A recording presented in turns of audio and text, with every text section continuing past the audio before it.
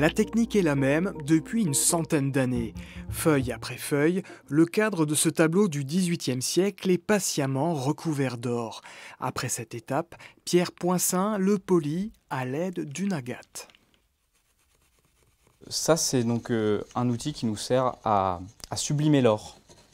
Donc on a là une surface qui va devenir brillante. Et c'est dû en fait à nos préparations antérieures, comme cette préparation rouge qu'on voit là, qu'on appelle l'assiette, qu'on arrive à créer cette brillance. Le métier s'inscrit aussi dans la modernité. Les moulures peuvent être en bois, mais aussi en aluminium.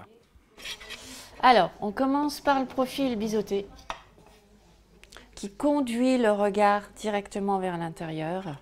Katia Neumann est à la tête de ce commerce depuis 28 ans. Elle prend le temps de personnaliser chaque encadrement pour se démarquer des grandes surfaces.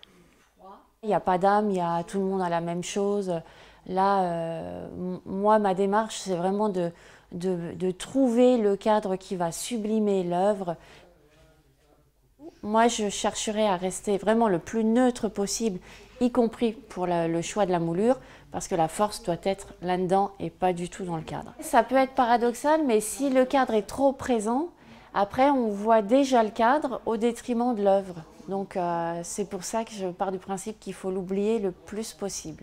Sabine, tu t'as regardé là pour le choix de la baguette ? La phase de conseil terminée, c'est ensuite Sabine Parcot qui prend le relais. Dans son atelier, au milieu des baguettes et des cadres, elle effectue les découpes. Avec le temps, elle a appris à travailler toutes sortes de matériaux. Donc j'ai appris moi sur le tas à couper tout ce qui était vitrerie. En fait, j'ai fait toute la vitrerie et tout ce qui était encadrement, cartonnage, tissu, parce que je fais aussi des fois du tissu. Moi j'aime bien c'est créer en fait des choses pour les gens, quoi.